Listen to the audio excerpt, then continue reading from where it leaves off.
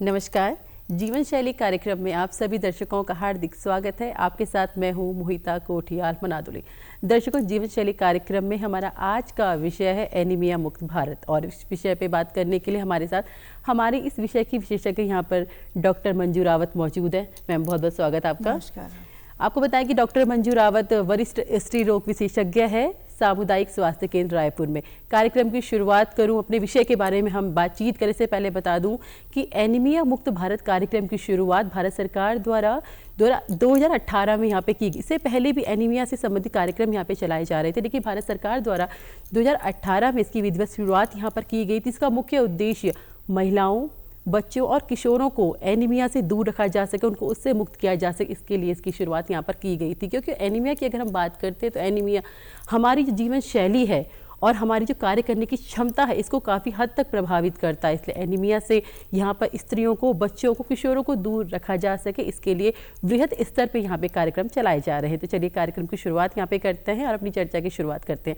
Ma'am, जैसे मैंने बताया कि एनीमिया, जितना मैं समझ पाई हूँ, ये कार्यक्रम की शुरुआत यहाँ पे हम कर रहे हैं तो क्योंकि हमारी जनता जानना चाहती, दर्शक जानना चाहती कि एनीमिया क्या है, तो साधारण शब्दों में एनीमिया को कैसे समझे? बिल्कुल, साधारण शब्दों में आप एनीमिया का मतलब होता है कि शरीर की ऐसी अवस्था जिसमें जो है हमारे जो शरीर में हीमोग्लोबिन की मात्रा होती है वो एक नॉर्मल रेंज से कम हो जाती है।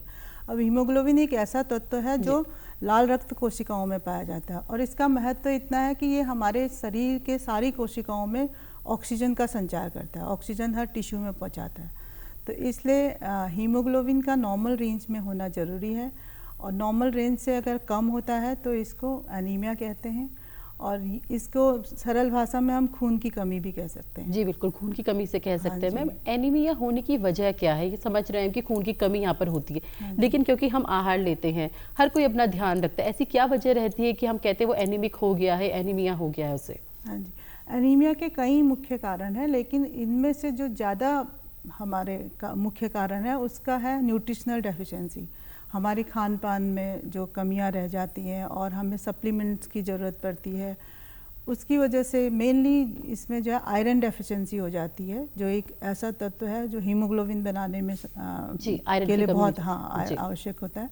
तो आयरन की कमी से मेनली जो है एनीमिया हो जाता है। जी। और बाकी और भी कारण है, जैसे कि बहुत अधिक रक्तस्राव हो जाना, बहुत सारे इन्फेक्शंस हो जाना, क्रॉनिक इन्फेक्शंस हैं, और बहुत सारे हीमोग्लोबिनोपैथीज हैं, जैसे कि ल्यूकीमिया, जैसे आप बच्चों को में कहते हैं कैंसर हो गया, थैलेसीमिया है, हाइपोथायराइडिज्म है, इन सब बीमारियों में भी एनीमिया होता है। मैम, तो सबसे पहले बात फिर यही आएगी कि एनीमिया अगर आपको हो रहा है तो आपने जैसे कहा कि पोषक आहार, तो हमें किस तरह के आहार इसमें लेने चाहिए? क्योंकि अक्सर यही कह रहे हैं कि जो एनीमिया होता है इस वजह से होता है कि आपको पोषक आहार नहीं मिल रहा है, या आपको आयरन की जो मात्रा आपके शरीर को चाहिए वो नहीं मिल पा रही है। हाँ बिल्कुल, ये सबसे महत्वपूर्ण विषय है, और क्योंकि एनीमिया एक ऐसी अवस्था है जिसको हम टोटली प्रिवेंट कर सकते हैं। उस अवस्था में पहनने से पहले हम ऐसे उपाय हमें करने चाहिए कि हम उस लेवल पे, क्योंकि हमारे शरीर में आयरन का एक स्टोर रहता है, वो धीरे धीरे कम हो रहा होता है। तो जब तक हमारा हीमोग्लोबिन कम होगा तब तक हमारा स्टोर ऊपर से खाली हो चुका होता है हमारे शरीर में। तो उसके लिए हमारे मेनली जो है हमें संतुलित आहार की हमेशा बात होती है। तो उसमें मैं कहूँगी जो मांसाहारी हैं वो मांसाहार ज़रूर लें। उसमें सबसे अच्छा सोर्स होता है हमारा मछली, और जो वेजिटेरियंस हैं वो भी बहुत अच्छा, उनमें भी बहुत सारी चीज़ें बहुत अच्छा सोर्स हैं, जैसे कि पालक है, मटर है, गाजर है, और चुकंदर है। आजकल ज़्यादातर सब अवेयर है तो पता है, लेकिन वो हम अपने जीवन शैली में ला नहीं पा रहे हैं, ये बहुत अफसोस का विषय हो जाता है। डॉक्टर साहब जी। और दूसरा है कि हम जो खाना खा रहे हैं वो किस तरह से बना रहे हैं। जैसे हम ज़्यादातर करें कि लोहे के जो बर्तन होते हैं, हमारी पुरानी जो परंपरा थी लोहे की कढ़ाई में बनाने की, वो बहुत अच्छा था, उससे हमारे शरीर में लोह तत्व मिल जाते हैं। और दूसरा जो बहुत हम फ्राई करते हैं, तला भुना, वो न खाएं, जंक फूड न खाएं, और साथ में जो है हम ऐसी चीज़ें खाएं जो एब्जॉर्प्शन को बढ़ाती है, जैसे कि विटामिन सी हो गया और फॉलिक एसिड वगैरह हो गया, और हमारे जो फ्रूट्स, नट्स हो गए, ये सब की मात्रा हम अपने भोजन में बढ़ाएंगे, तभी हम जो है एनीमिया को कम कर पाएंगे। और मेन बात यह है कि जो हम लोग गवर्नमेंट के जो प्रोग्राम चल रहे हैं, हम लोग जो है आयरन फॉलिक एसिड की जो गोलियां वितरित हो रही है, चाहे बच्चों में है, युवाओं में है, या फिर प्रेग्नेंट लेडीज़ में है, प्रसूताएं जो हैं, और जो दूध पिलाने वाली माताएं हैं, उनको हम जो आयरन की गोलियां बांट रहे हैं वो कृपा करके ज़रूर से खाएं, क्योंकि कंप्लायंस भी बहुत कम हो रहा है। वो भी एक कारण है कि हम एनीमिया का जब विषय आता है तो हम उसमें कुछ नहीं कर पा रहे हैं अभी तक, क्योंकि हम विश्व में हमारा पायदान जो है वो 170वें नंबर में हम है। ये जानकर जब बड़ा हम लोग को आश्चर्य होता है कि हम विकसित होने जा रहे हैं, लेकिन एनीमिया की जो कंडीशन होती है उसमें हम पीछे हैं। तो ये बहुत आंकड़े जो है बहुत चौंकाने वाले यहाँ पर है, क्योंकि हम जैसे हमने मैम ने यहाँ पे बताया कि हम कहते हैं कि हम बिल्कुल विकास की दर में हम आगे बढ़ रहे हैं, लेकिन जब एनीमिया की यहाँ पे बात होती है तो हमारे देश की काफ़ी बड़ी आबादी जो है अभी भी एनीमिक है यहाँ पर, जबकि कार्यक्रम इतने सारे यहाँ पे चलाए जा रहे हैं। हाँ, उनका रिजल्ट उतना नहीं आ पा रहा है, जबकि हमने मातृ मृत्यु दर जो है वो काफ़ी कम कर दिया, बाकी चीज़ें कम कर ली, विकसित हो रहे हैं हम, लेकिन एनीमिया का रेट कम नहीं हो रहा है, क्योंकि हमारी जीवन शैली ऐसी हो गई है कि हम उस बात को समझ नहीं पा रहे हैं। उसकी वजह से हमें जो है ये किसी भी बीमारी से बचने के लिए बहुत आवश्यक होता है कि संतुलित आहार यहाँ पर ले, लेकिन जैसे हम आज की भागदौड़ भरी लाइफ में हम बहुत पुराना खाना भी खा लेते हैं, बासी खाना भी खा लेते हैं, हम अवॉइड करते हैं कि हम फ्रेश फूड बनाएं, हम पैकेट वाला फूड भी यहाँ पे खा लेते हैं। तो पैकेट वाला जो फूड है वो भी हमें अवॉइड करना चाहिए। हाँ बिल्कुल, जंक जो फूड होते हैं उनको अवॉइड करना चाहिए। पहले तो आजकल का ट्रेंड हो रहा है, जैसे मैंने बर्तन की बात की ना जी, तो नॉन स्टिक जो बर्तन है उनका ट्रेंड चल रहा है जी।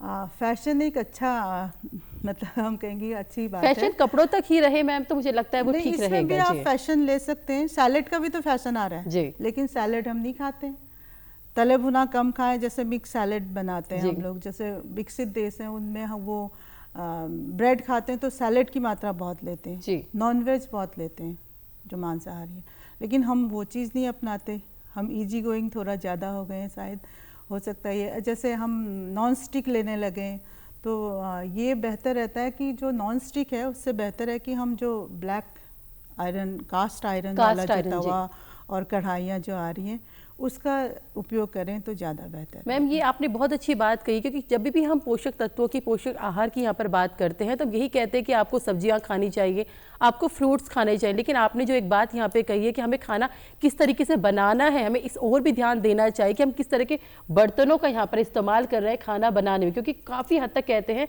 कि जिसमें हम खाना बनाते हैं, जिस बर्तन में हम खाना बनाते हैं, उसके जो आहार होते हैं, पोषक तत्व होते हैं, वो भी हमारे खाने में जाते हैं। तो बहुत महत्वपूर्ण बात आपने यहाँ पर कही है।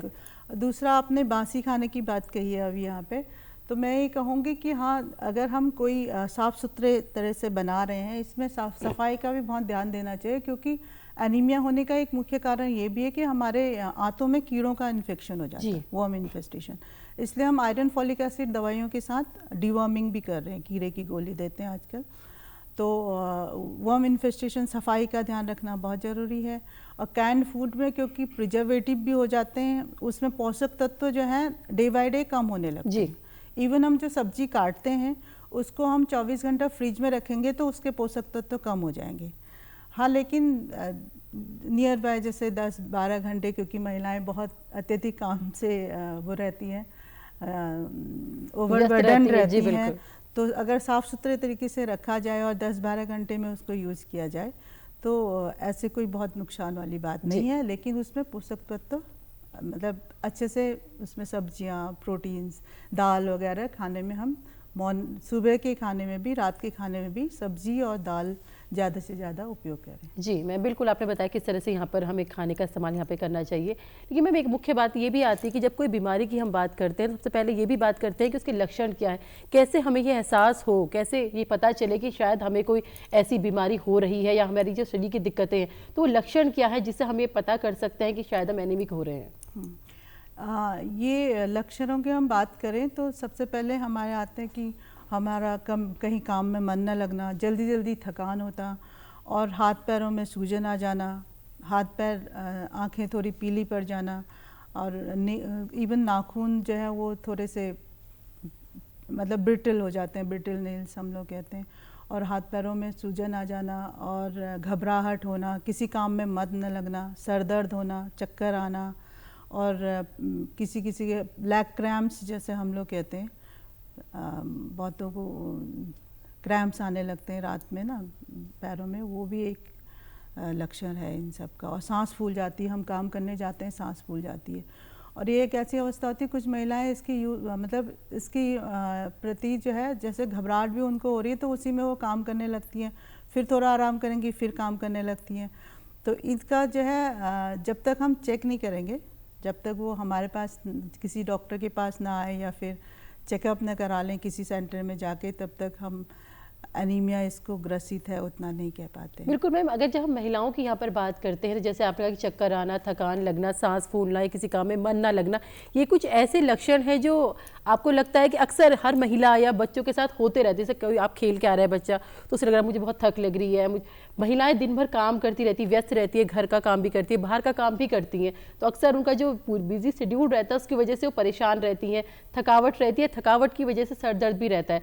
तो वो कौन सी स्टेज है कि आपको कब एहसास हो जाना चाहिए कि आपको डॉक्टर से कंसल्ट करना है? ये हमारी तो ये सबसे ये कहना चाहती हूँ कि जो भी हमारा प्रोग्राम चल रहा है एनीमिया मुक्त भारत का, या कोई भी बच्चा जो है, हम बच्चे से शुरुआत करेंगे जी। जैसे बच्चा 6 महीने के बाद से उसमें आयरन की कमी होने, उसका जो माँ से उस बच्चे को जो आयरन स्टोर मिला है वो कम होना 6 महीने के बाद से शुरू हो जाता है। 6 महीने के बाद से हम जो ऊपर का खाना उसको खिलाना शुरू करते हैं, तो वहीं से हम कहीं ना कहीं अपनी जीवन शैली में गड़बड़ियाँ करते हैं, क्योंकि 6 महीने के बाद से हम सोचते हैं कौन सा दूध पिलाएं बच्चे को जी। माँ का दूध कम कर रहा है तो हम कौन सा दूध पिलाएं ना सोच के हम ये सोचना चाहिए कि कौन सा खाना उसे खिलाना चाहिए, क्योंकि दूध बहुत इम्पोर्टेंट उतना नहीं होता है। मतलब दिन में 2-3 बार भी बच्चा दूध पिए तो ठीक है। जैसे 1 साल का बच्चा वो सब खा सकता है जो हम नॉर्मल लोग खाते हैं, और जो एडल्ट रोज घर के खाते हैं, जो भी खाना घर में बनता है जी। तो उसी का फॉर्म करना, जैसे दाल सब्जी चावल सब मैश करके बच्चे को खिला दे, तो क्योंकि आयरन की कमी वहीं से शुरू हो जाता है। तो हम क्या करते हैं, 6 महीने से 5 साल के बच्चों को सिरप दे रहे हैं, आयरन सिरप, तो उसको बाईवीकली पिलाते हैं। फिर 5 साल से 10 साल के बच्चों को फिर हम आयरन की गोलियां दे रहे हैं, वो बाईवीकली खिलाते हैं। फिर 10 साल से 19 साल के बच्चों को बाईवीकली आयरन की गोलियां दे रहे हैं। फिर एडोलेसेंट जब आ जाते हैं, तो एडोलेसेंट में आते आते क्या होता है कि 30% पुरुष एनीमिक हो जाते हैं, और महिलाएं जो है 50 से 60% तक एनीमिक हो जाती हैं।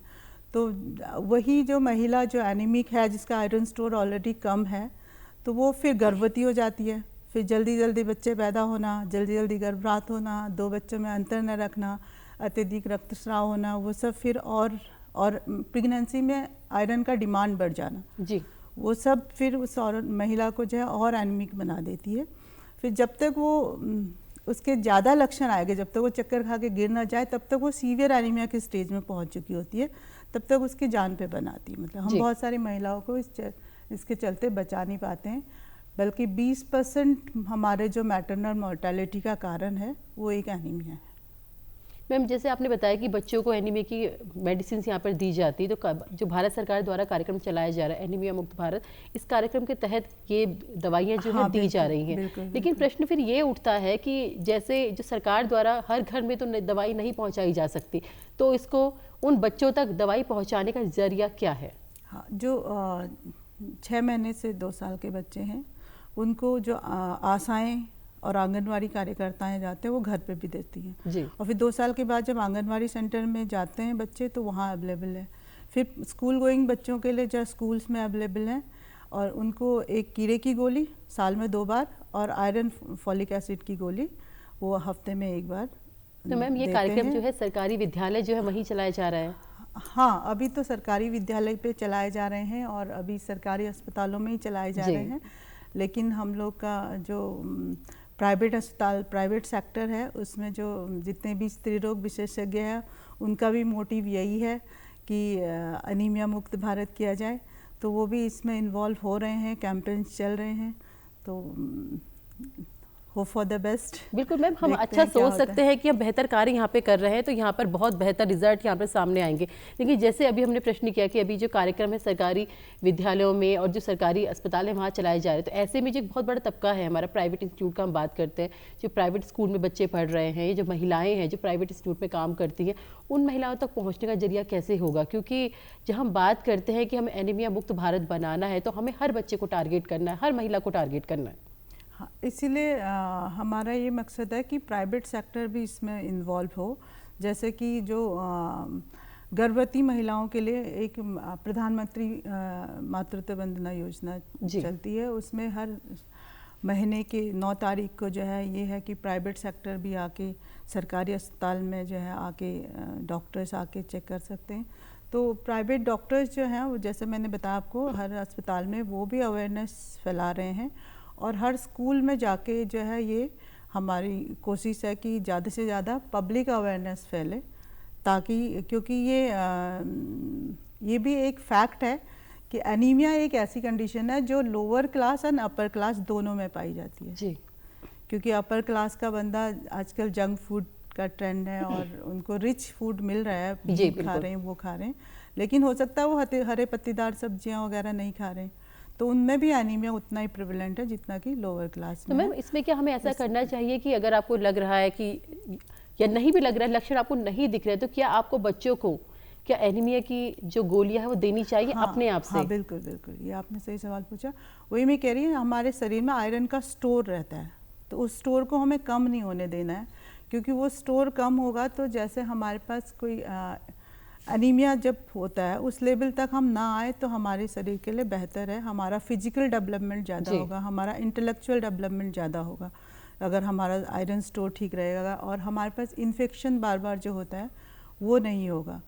इसलिए हम लोग का ये मतलब सुझाव जैसे कहते हैं वो रहता है कि क्यों ना स्कूल के सिलेबस में एक एनीमिया जो है चैप्टर पढ़ाने को डाला जाए एनसीईआरटी बुक्स में, कि हर बच्चे को ये पता चले कि एनीमिया क्या होता है, और ताकि वो उस हिसाब से अपना मैम एक बहुत अच्छी बात आपने, हाँ बिल्कुल एक बहुत अच्छी बात मैम ने यहाँ पे कही है कि हमारी जो पाठ्य पुस्तक है, हमारा सिलेबस है, इसमें ये चीज़ें शामिल की जानी चाहिए।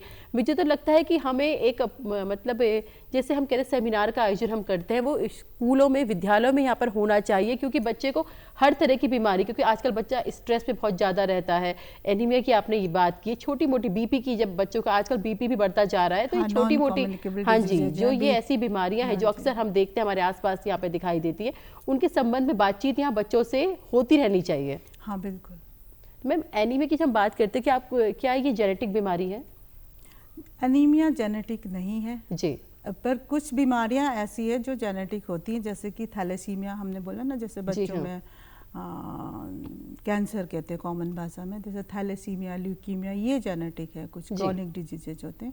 उसके अलावा जो डेफिशिएंसी वाले ये जो बिग टॉल ऑफ एनीमिया जो है वो जेनेटिक नहीं है। मैम अगर एक गर्भवती स्त्री जो है वो एनीमिक है, तो क्या ये पॉसिबिलिटी है कि जिसका बच्चा होगा वो भी एनीमिक होगा? हाँ बिल्कुल, क्योंकि जब जो माता से आयरन जाता है प्लेसेंटा के थ्रू बच्चे को, तो उसकी अगर सही मात्रा नहीं होगी तो बच्चे में असर पड़ते हैं, IUGR होगा, बच्चा प्री टर्म जल्दी हो जाएगा, यहाँ तक कि कभी कभी बच्चे की मृत्यु भी हो जाती है। जो स्टिल बर्थ रेट है वो ज़्यादा होता है, और अगर उसको प्रॉपर स्टोर मिला है माँ से, अगर सशक्त महिला है, कहते हैं ना आयरन स्ट्रॉन्ग है, तो उसका बच्चा भी आयरन स्ट्रॉन्ग होगा, आप ये समझ लीजिए। तो वो फिजिकली इंटेलेक्चुअली जो भी उसको कठिनाइयाँ आएंगी उसको अच्छे से झेल पाएगा। और जैसे अमूमन ये होता है ना कि बच्चा थोड़ा पढ़ाई में मन नहीं लग रहा है और सुस्त हो रहा है, ये सब तभी से शुरू हो जाता है। तो हम लोग ये सिंपल भाषा में ये समझाएं कि माँ को कैसे समझाएं, माँ को ये कहे कि तुम मंदबुद्धि बच्चा तो नहीं चाहती हो जी, तो वो कोई भी माँ मंदबुद्धि बच्चा नहीं चाहेगी, तो इसलिए हम उनसे कहेंगे प्लीज़ आयरन की गोली खा लो, ताकि आयरन स्टोर बच्चे में सही रहेगा, तो उसका डेवलपमेंट इवन मतलब height, weight, physical and cognitive दोनों, इंटेलेक्चुअल दोनों डेवलपमेंट के लिए आयरन बहुत जरूरी है। मतलब अगर माँ एनीमिक है तो मानसिक और शारीरिक स्वास्थ्य पे बच्चे के उसका असर पड़ेगा। हाँ, माँ के बच्चे के, फिर बच्चे के पड़ेगा, फिर वो महिला है तो उसने फिर माँ बन जाना है, ऑलरेडी उसका स्टोर कम है, फिर वो साइकिल चलता रहता है। जी मैम, किस स्टेज में आपको लगता है कि एनीमिया सबसे ज़्यादा होने का खतरा बना रहता है? ज़्यादातर मैंने जैसे कहा कि युवावस्था तक आने तक 60% 70% एनीमिक हो जा रहे हैं, लेकिन मेजर जो कॉम्प्लिकेशंस आ रहे हैं वो प्रेगनेंसी में आ रहे हैं जी, क्योंकि इसमें सबसे ज़्यादा आयरन डिमांड बढ़ जाती है शरीर में। उस समय हम जो है वो सप्लीमेंट नहीं दे पाते हैं या फिर उसको उस हिसाब से खान पान नहीं रखते हैं, तो फिर उसके बहुत बुरे प्रभाव, जैसे कि महिला का बीपी बढ़ जाएगा जी, और उसका जो है प्रॉपर काम नहीं कर पाएगी और जल्दी झटके आने शुरू हो जाएंगे। ये सब भी उससे रिलेटेड है, डायबिटीज़ वगैरह भी अगर एनीमिया हो रहा है उसको तो। जी, मतलब एनीमिया अगर रहता है तो उससे कई सारी बीमारियां भी जुड़ती चली और जाती जो हैं। ब्लड मेन ये है कि जो ब्लड लॉस होगा उसको डिलीवरी के समय, तो वो जो ब्लड लॉस से जो इफ़ेक्ट आता है माँ को, जी, तो वो नहीं झेल पाएगी। जैसे कि हम कहते हैं महिला की किसी प्रसव के दौरान मृत्यु हो गई, जी, अगर वो महिला स्ट्रांग रही होती, अगर उसका हीमोग्लोबिन 12 से ऊपर रहा होता, 11 12 13, तो वो शायद ब्लड लॉस को झेल जाती। जी, लेकिन जिस महिला का ऑलरेडी 6 7 8 या फिर उससे कम 4 3 में भी महिलाएं आ जाती हैं, तो उतना हीमोग्लोबिन होगा तो उसको मतलब आधा लीटर 1 लीटर भी ब्लड लॉस हुआ अगर डिलीवरी के जी। समय, तो उस महिला की जान पे बनाती है, तो मृत्यु उनकी दर ज़्यादा हो जाती है। जी, मतलब प्रेगनेंसी में एनीमिया का खतरा बहुत हाँ, ज़्यादा है। बहुत ज़्यादा है और उसको कम करना है। बिल्कुल, उसको कम करने के लिए भारत सरकार द्वारा यहाँ पर कार्यक्रम भी चलाया जा रहा है। आपको क्या लगता है जो सरकार द्वारा जो योजना यहाँ पे चलाई जा रही है, किस स्तर पे आगे बढ़ती जा रही है, किस तरह यहाँ पे काम किया जा रहा है उसमें? उसमें जैसे मैंने आपको बताया, सप्लीमेंट्स अवेयरनेस फैलाई जा रही है, जगह जगह जो है कैंप्स लगाए जाते हैं। VHND जो है, रिमोट एरियाज़ की मैं बात करूं तो VHND होता है, विलेज हेल्थ न्यूट्रिशनल डे, तो उसमें जो है उनको पोषण, आयरन फॉलिक, उनका हीमोग्लोबिन चेक होना ज़रूरी है एक तो हर ANMs और आशाओं को बताया है हम लोगों ने कि वो जाके गांव में अवेयर करें सबको, और हर शनिवार को ये VHND होता है, उस दिन उनको लेके आएँ हेल्थ सेंटर में, उनका हीमोग्लोबिन चेक करें क्योंकि ANMs को हीमोग्लोबिनोमीटर दे दिया गया है, तो उनका हीमोग्लोबिन कम है तो उनको ट्रीटमेंट के लिए उस हिसाब से उनको करें। माइल्ड है तो वहीं पे गोलियां दे दें, उनको वितरित करें, और अगर मॉडरेट सीवियर एनीमिया हो रहा है तो उनको अस्पताल में या स्त्री रोग विशेषज्ञ के पास भेजें। मैम, क्या हमें समय समय पर अपना हीमोग्लोबिन चेक कराना चाहिए? हाँ बिल्कुल। मतलब कितनी ड्यूरेशन होनी चाहिए, क्योंकि महिलाएं हों चाहे बच्चे हों, अक्सर हम ध्यान नहीं देते अपने हीमोग्लोबिन पे। तो अभी ये जो इंटेंसिफाइड प्रोग्राम चल रहा है उसमें हम लोग यही कह रहे हैं कि जैसे RBS के चल रहा है, राष्ट्रीय स्वास्थ्य कल्याण किशोरी स्वास्थ्य योजना, तो उसमें हर किशोर किशोरी का हीमोग्लोबिन चेक हो रहा है। तो जैसे 12-12 है तो हमें ऐसे याद करना है कि जब हम 12 साल की उम्र में पहुंचते हैं तो हमारा हीमोग्लोबिन लेवल कम से कम 12 होना चाहिए, और नॉर्मल लेवल जो हम कहेंगे पुरुषों में 13 से ऊपर नॉर्मल है और महिलाओं में 12 से ऊपर नॉर्मल है। और प्रेगनेंसी में थोड़ा सा हीमोग्लोबिन की मात्रा वैसी कम हो जाती है, तो 11 से नीचे हम एनीमिया कहते हैं, 11 से ऊपर। तो मैं ये कहूँगी कि एक बार किशोरावस्था में अवश्य कराएं, और उसके बाद जब प्रेगनेंसी होती तो जितनी जल्दी पता चले कि हाँ हम प्रेग्नेंट हो रहे हैं, माहवारी रुक रही है, तो आप हीमोग्लोबिन करवाएं। फिर उसके बीच बीच में हम लोग करवाते हैं। पहले हम कहते थे कि हाँ गर्भावस्था के दौरान 3 चेकअप करा लें, 4 चेकअप करा लें, पर अब हम कहते हैं नहीं, 1.5 महीने में आए और हर बार उसका हीमोग्लोबिन चेक करें, फिर उसको ट्रीट करें, फिर उसको ट्रैक करें कि भाई हम जो ट्रीटमेंट दे रहे हैं वो ले रहे हैं कि नहीं ले रहे हैं। तो अगर वो ले रहे हैं, 2 हफ्ते में हमारा 2 ग्राम पर डेसीलीटर के हिसाब से हीमोग्लोबिन वृद्धि हो रही है, तो हम सेटिस्फाई हो जाते हैं कि हाँ ट्रीटमेंट सही चल रहा है। और अगर ऐसा नहीं हो रहा है तो कहीं ना कहीं लैक हो रहा है, या तो महिला गोली नहीं खा रही है या फिर सप्लीमेंट प्रॉपर नहीं हो रहा है, तो हमें फिर अपना मोड ऑफ ट्रीटमेंट बदलना पड़ता है। बिल्कुल, ये बहुत अच्छी बात आपने कही कि हम ट्रीटमेंट तो कर देते हैं, लेकिन हम ये नहीं देखते कि उस ट्रीटमेंट का असर हो रहा है या फिर वो महिला उसको ले रही है नहीं। ट्रीट भी करें और ट्रैक भी करें, ये बहुत अच्छी, क्योंकि किसी भी कार्यक्रम की जब हम कहते हैं सफलता, यहाँ पर इसी बात से साबित होती है कि आप कार्यक्रम चला तो रहे हैं, लेकिन क्या आप ये मॉनिटर कर रहे हैं कि वो सफल हो भी रहा है या फिर नहीं? तो हम भारत सरकार को इसके लिए साधुवाद देंगे कि इस कार्यक्रम में इस चीज़ को भी जोड़ा गया है और आप जैसी जो कर्मठ जुझारू जो हमारे डॉक्टर्स है वो टीम लगातार यहाँ पर काम करिए। मैम, एनीमिया की जब हम बात करते हैं तो क्या एनीमिया का एक ही तरीका, मतलब एनीमिया का एक ही तरह का है या फिर एनीमिया कई प्रकार भी यहाँ पर हैं? एनीमिया के प्रकार वही होते हैं, एक तो हम ये कहते हैं कि अलग अलग तरीके, जैसे कारणों की वजह से भी हम एक वो कहते हैं कि एनीमिया आयरन डेफिशिएंसी से हो रहा है या इन्फेक्शन से हो रहा है या फिर किसी क्रॉनिक डिजीज से हो रहा है। फिर प्रकार में क्या आता है, माइल्ड, मॉडरेट और सीवियर। जी 11 से नीचे है, जैसे प्रेगनेंसी में हम कहते हैं, या फिर नॉन प्रेग्नेंट में 12 से नीचे, महिलाओं में 12 से नीचे है, 7.9 तक ऐसे आ रहा है तो फिर वो मॉडरेट में आ जाता है। और 10 तक हम माइल्ड, 11 से 10 माइल्ड हो गया, 10 से 8 7.9 ऐसे कुछ मॉडरेट हो गया। फिर 7 से नीचे सीवियर एनीमिया हो जाता है।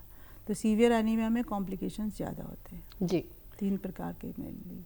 मैम, एनीमिया की जैसे हमने जितनी बातचीत यहाँ पे की है, मुझे ऐसा लगा कि यहाँ पर महिलाओं को एनीमिया होने के ज़्यादा वजह रहती है, कारण रहते हैं यहाँ पर। तो क्या आपको लगता है कि छात्राओं को यहाँ पर हमें उस स्टेज में, जब तक वो इस स्टेज में आती है कि उन्हें कंसीव करना है, उस स्टेज से पहले ही छात्राओं को हमें यहाँ पर अवेयर करना होगा, उन्हें ज़्यादा समझाना होगा? हाँ बिल्कुल, ये इंटेंसिफाइड प्रोग्राम में मैंने आपको बताया ना, बल्कि हमें गर्व से ही उसको प्रिपेयर करना है कि आयरन की डेफिशिएंसी ना हो जी। इसलिए पहले तो माँ को आयरन डेफिशिएंट नहीं बनाना है, फिर 6 महीने से उनको आयरन ड्रॉप पिलाना शुरू करना है। और जो हम वीनिंग करते हैं 6 महीने के बाद, जैसे बताया था, खान पान में बच्चे को हम क्या खिलाएं, वो वाली जब बात आ जाती है तो उसमें हमने बताया कि फ्रूट्स, वेजिटेबल्स, उनको जैसे कहते हैं ना मैश करके जी, वो सब देना ज़रूरी है।